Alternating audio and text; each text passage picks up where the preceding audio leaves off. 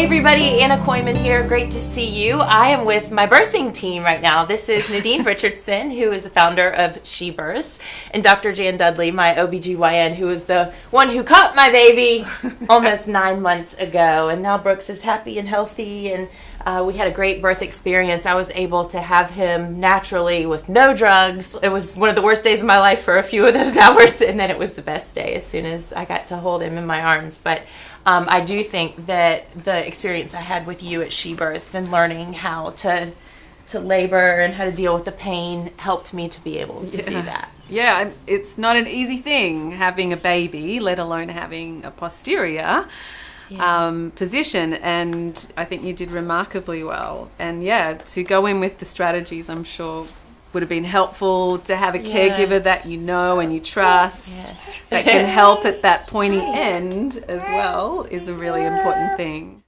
I'm going to ask you, what is She Births? So She Births is a childbirth education program. It was created by myself 10 years ago. We prepare pregnant families as best we can with holistic and evidence-based tools, and it's a scientifically verified program as well. It's gone through RCTs, and we help to reduce interventions and increase maternal satisfaction. Yeah. So we're about having positive, better births, but making every birth beautiful no matter what unfolds. Well, I had several friends tell me about your program, and that's why I got involved. And I also had several friends tell me about you. Yeah, and you never know what's going to happen on the day of. And I was hoping to have a natural birth and not to have drugs, but I was also going to forgive myself if I did have to, and not beat myself up about it, or at least that was the plan. Dr. Dudley, do mothers who have gone through birthing programs like She Births labor any differently than moms who are maybe going in there blind? Look, I guess you can get lucky with your birth and you can go in blind and still have an amazing birth. But in general, I think women who've prepared for the birth have a much better sense of the different stages of labour, what to expect at different times. If things aren't going quite to plan, some strategies to try and assist with dealing with that, to stay mentally tough, I think, through the process, and physically it is so hard sometimes, and it can be a frustrating process when you're not perhaps progressing the way you think you would be, that you've imagined. So I think the preparation for most women is a really positive, beneficial thing, even if they don't quite get the birth that they perhaps planned for. I think everyone should rejoice in their babies when they're born, and it should never be a disappointment. It's an amazing achievement growing a beautiful baby, and personally for me, motherhood's been the most extraordinary experience, and the joy my children give me is beyond anything else I've done. So I love sharing that journey with women, and however it works out, we try and make the birth as positive and rewarding as we possibly can. Look, birthing is obviously a very ancient art.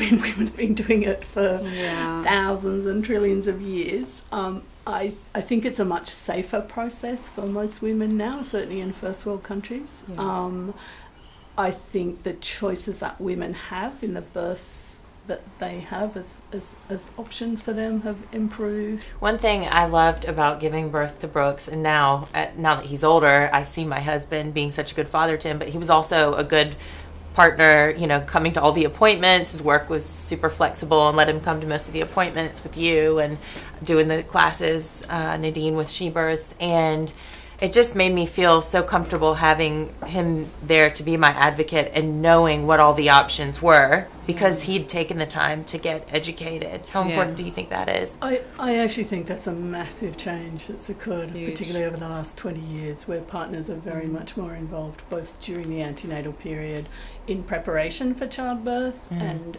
learning roles and ways they can be useful during childbirth, and really being a major cheer squad member on the day, and really critically, that didn't really happen 20 years or more before. So I think that's been a very major change. Also, Dad staying afterwards in the postnatal period and the deliveries is really a big thing that wasn't around. I just can't even imagine if my husband wasn't there. I would have been so angry.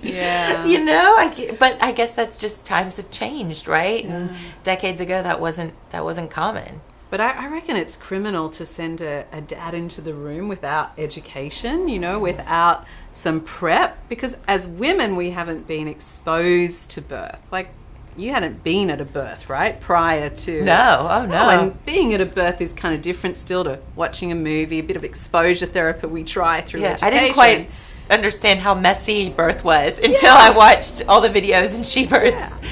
Then I kind of freaked out a little bit, but it was also and like, women yes, are going it to was scream a eye-opening. bit, and you know. You see, I guess in my world, that's every day. Exactly. That's what Yeah. I do. And I think as an obstetrician, it's very easy to forget that this is this woman's first experience. Yeah, that's hard. And often their first real medical experience as well. So Yeah. not just a birth, but being in the medical system and being around doctors and hospitals and nurses and midwives, and it can be a bit confronting, and that's my everyday world.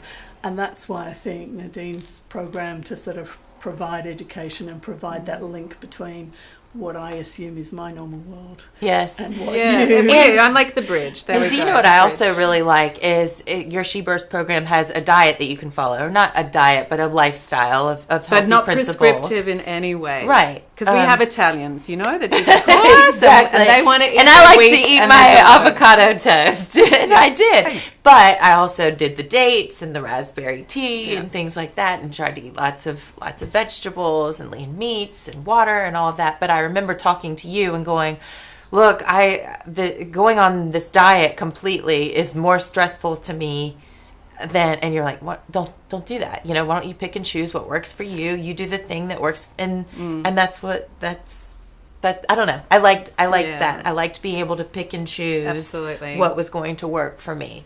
It's the picking and choosing that also becomes empowering, you know, feeling engaged in the choices for your life and engaged in that decision making prior to and during the birth experience. That's what creates a sense of empowerment. And you can't do it without knowledge, without some education, without a platform to understand the choices you are making. And that's how you form your family. You start from those choices as well. I guess I'd really like for viewers who are moms to be, and you know, maybe first-time moms to be, to hear from you. What is the proper way to push, and what is the proper way to try to breathe through it? Just a few little takeaway points that you could share. For me, Yeah, go Jan, you go think- first. having a baby is all about surrendering. It's Beautiful. about letting go. And then, since you're very young, you're trained to hold things in, hold everything in. And as that baby's coming out, what you really have to do is surrender and go with it and not fight it, and relax your pelvic floor as much as you can and let that baby's head come down. And try really hard. The contractions are very intense, but try and relax really between the contractions. And to use that intensity to empower you, I guess. And it hurts a lot. Yeah, it does. There's no It question. does. But the women, I think, that can surrender get this amazing sense of that's the right thing to do. Yeah. So for me, that would be my hot tip. Yeah. That's beautiful. Is It to is. find a way to relax through it, because Yeah. that's, rather than hold it in, if you relax. And Okay. just go with it. Trust your body. Yeah. Yeah, it is. It's like that. And sometimes, you know, we're there and there's a vaginal exam. We find out the dilation, and it kind of comes back to the woman. It's like, I got to let go some more. You know, and then there's a bit more letting go and a bit more letting go. I remember we were at a birth and it was a bit like that, like the peeling back of the onion of the surrender. I got to go deeper. I got to let go a little bit more. I think pushing is such an interesting topic, and people talk about it a lot because women are so afraid of perineal tears and trauma, and there's a lot of fear around forceps, and there's debates going on all the time. I think it's really important to firstly know that, like, the perineal tissue is designed to stretch. It's also designed to tear and repair. So episiotomies, first and second degree tears, I think people need to stop worrying so much about, because they can be repaired very beautifully and well. And so I think the fear of pushing, in a sense, is probably creating a lot of that residual resistance, and people are afraid of going into that sensation into their bodies. And I think to push, it can sometimes happen completely naturally. The woman hardly has to do anything at all. The body just does it all by itself, and we just even slow it down, let it happen. And other times we need to really get behind the pushing, but push from the baby's bottom and not into your bottom. So I talk about trying to oxygenate and use our coffee plunger breaths, which is a bit too tricky to demonstrate here, but you can exhale and still send the baby oxygen and yourself, and push from your upper abs. Tighten here while you soften the pelvic floor. So let it stretch, let it soften, and beautiful warm compresses and being in a good optimal position is going to help that part of the body open as well.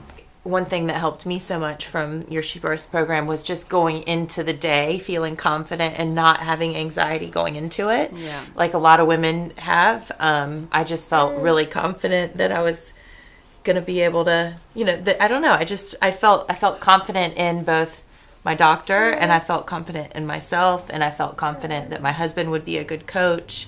And I think your program helped to get me there. Yeah. For sure. Yeah. And you know what? You summed it up there. I just caught your baby. You did all the work. Oh, come on. It's down to your inner strength. And I think women undervalue or underestimate how strong they are. Yeah, but and how much they create and do. Really, I was cheering you on. Oh, thank you. You were doing all the work. Well, thank you.